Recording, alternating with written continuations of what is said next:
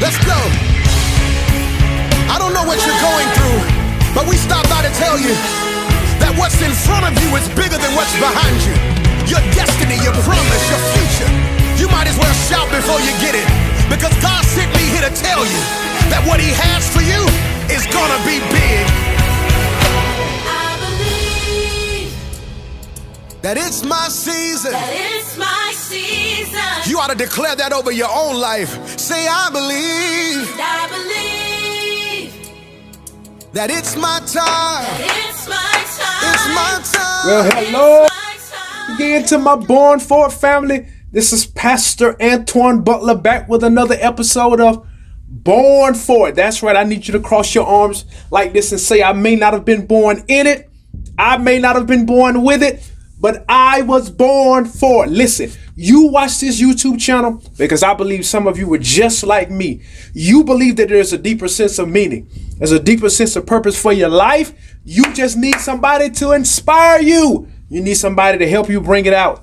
And that's why this YouTube channel was created, for people just like you. Listen, I'm super excited with all the support that you all have been showing me, been showing this channel. Look, we're only 7 subscribers away from 100 subscribers. So I want to thank God for those of you all who helped.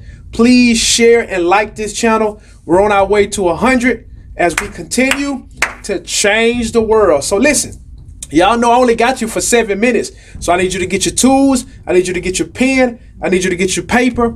We're going to work. That's right. I'm coming back. I'm almost kind of sad that we're getting ready to end Lessons from the Last Dance. I know they're showing the last 2 episodes this Sunday, but listen, I've been getting a lot of information. I hope that what I've been bringing you has been helpful and beneficial to your life. If it has, just leave me some information, some likes back on the YouTube channel if it's been a blessing to you. Listen, I got some more information to share with you. I've been watching the docuseries, and I say this every time I do Lessons from the Last Dance. I don't watch television just to be watching television, just to be entertained, right? I watch it also that I can get some information, some inspiration for my life, something that I can take away from what I saw that could add value to my life, right? So I was watching the docu-series in particular. Listen, I got a theme for you all today, and I want you to write this theme down, right? 3 words. I only got 3. I want you to write down this and that. Oh, more powerful than you know. Come on, write that down. Say that to yourself. This and that. That's right. I want you to say this with me. Say this with me. I can do this and I can do that. I can do this and I can do that. What in the world are you talking about, Antwan? Listen, I was watching the docu-series and I told y'all I am enamored. I am empowered by the greatness of the Chicago Bulls, in particular, the aura, the magnificence, right?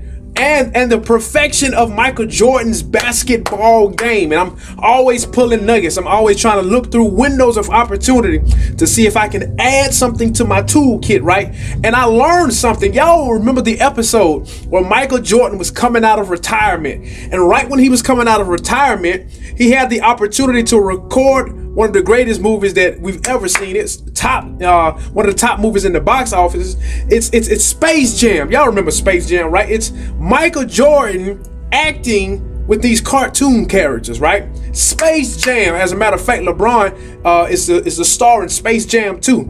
So, but Michael was the original with Space Jam. But listen, it was an inconvenient time for Michael Jordan. Listen to what I'm telling y'all. This is about to hit home with you. Listen, Michael Jordan came back to be with his team so that he could help them secure 3 more championships. But he was away playing baseball, so he wasn't in basketball shape. But he needed to retune, to redefine his body and his craft. So he knew he needed to practice every day. So he needed to practice every day to work on his game, but the movie Space Jam also required a lot of his time. Listen to what Michael Jordan did. This is the picture of greatness. So I was thinking when they made the movies, how in the world could Michael Jordan practice and get back into tip-top condition and become the leader of his team again, and at the same time film one of the greatest movies that we've ever witnessed, Space Jam, right? And I pulled something out of the docu-series. It is an element of greatness, and it's the element I want to share with you. Listen, in your greatness, the great ones can do this and that. Oh, listen, you can do both. You can multitask. Great leaders, those that are successful, those who want it, those that are hungry, right? Those that are at the top of their game, tell themselves, I will not be stopped. I will not be shut down. I will not be curtailed because something else has been added to my plate. I can do this and I can do that. Listen to what Michael Jordan did. So Michael said, y'all know that I have to practice and I ain't sacrificing my practice time for the movie. Listen, when you are serious about your goals, when you're serious about your dreams, the world will conform to you. The world will bring its resources to you. Listen what the movie producers said from Space Jam. They said, Mike, this is what we're going to do.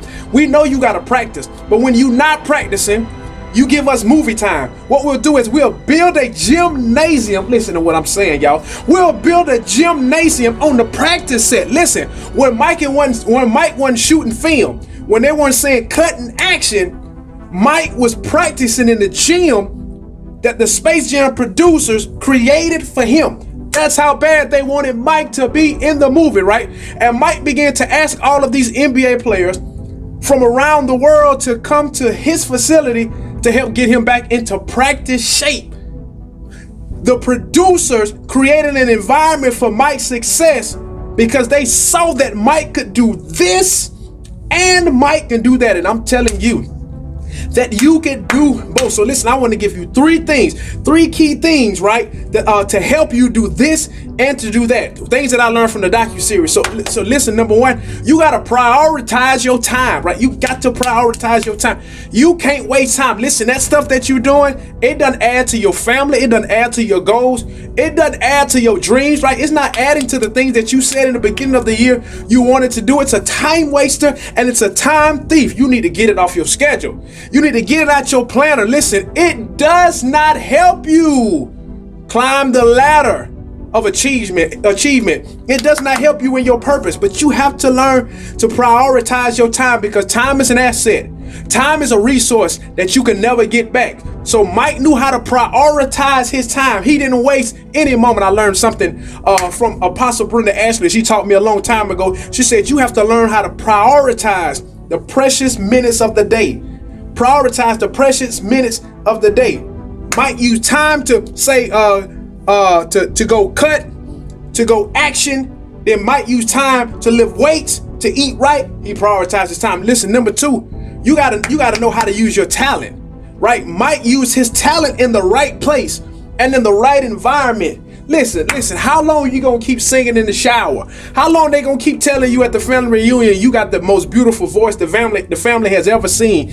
Yet you ain't putting that talent in front of nobody, right? You ain't putting it in front of a record producer. You're not putting it in front of your pastor's church choir, right? You're not putting it in front of front of some children who may need to hear your voice in school. You ain't doing nothing with it but singing in the shower, giving yourself adulation. Listen, your talent has to be in the right place. Mike knew where his talent was. He said, listen, I'm one of the greatest athletes that ever lives, and I'm going to use my talent right here in the NBA on the greatest stage on earth for basketball. And listen, number three, you can't waste your turn.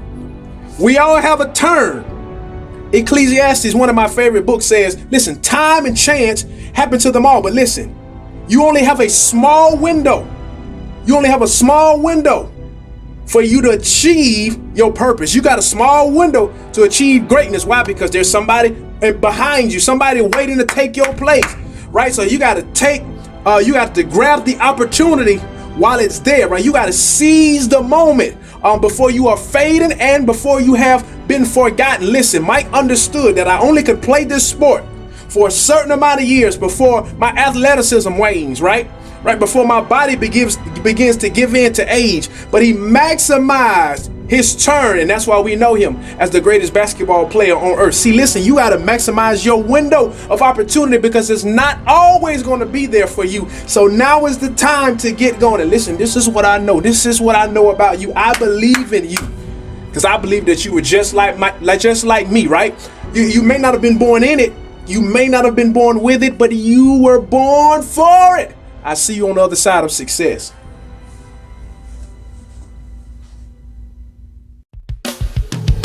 Let's go. I don't know what you're going through, but we stopped by to tell you that what's in front of you is bigger than what's behind you.